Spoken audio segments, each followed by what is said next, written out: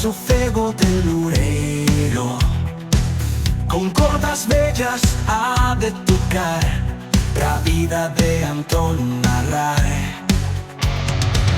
Llamam este verde cham de vida expelida mai. Foi criado con forza e valor.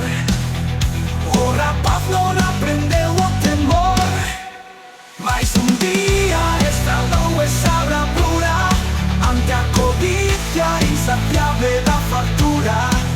Nada tiña que perder o son pouco, e botouse a seda do Naroco.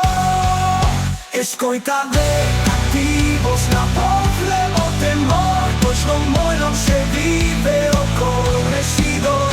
Prohibiron o povo falar daquel Antón, aquel que esrombaba pra darnos lolonos. Un día do outono na aldea de Sandín, o rendeiro do conde deixou sen botín. Os nobres mandaron ilo buscar, e ninguén nunca o podía atrapar. Mas unha noite visitou súa querida, un vecino ciumento truncoulle a vida.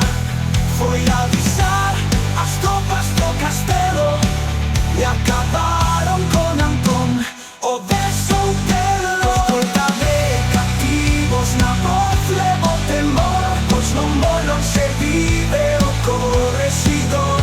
Prohibiron o povo falar daquel Antón, aquel que esrombaba pra darnos lolonos.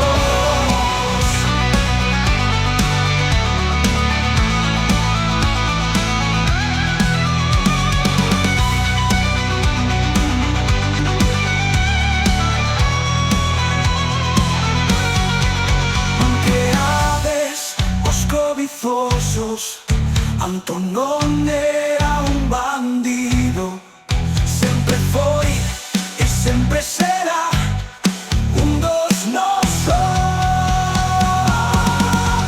Escoita